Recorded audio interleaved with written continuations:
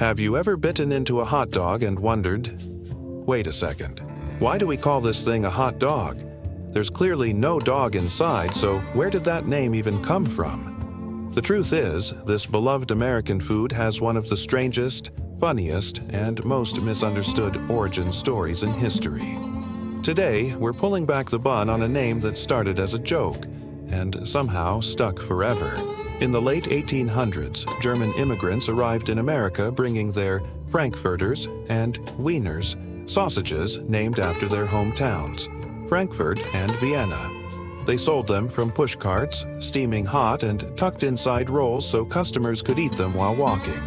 But Americans had trouble pronouncing Frankfurter and Wienerwurst, so they just started calling them hot sausages.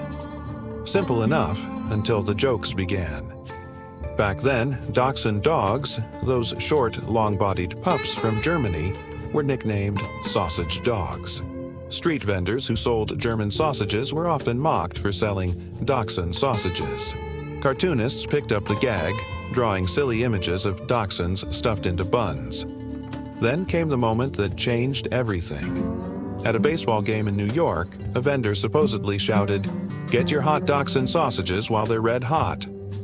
A newspaper cartoonist who didn't know how to spell dachshund labeled his drawing hot dog. The name caught fire instantly, and that's how one of America's most famous foods got its bizarre title. Of course, there's no actual dog in a hot dog, but the nickname captured the imagination of a country obsessed with fast, cheap street food. By the early 1900s, hot dog wasn't a joke anymore. It was a national staple. From Coney Island stands to 4th of July cookouts, the hot dog became pure Americana. It fed factory workers, soldiers, and baseball fans for generations. What started as a linguistic accident became part of the American identity. And here's the twist. Many early vendors hated the name hot dog.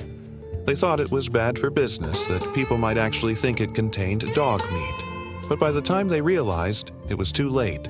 The name was everywhere, on menus, posters, and newspaper ads.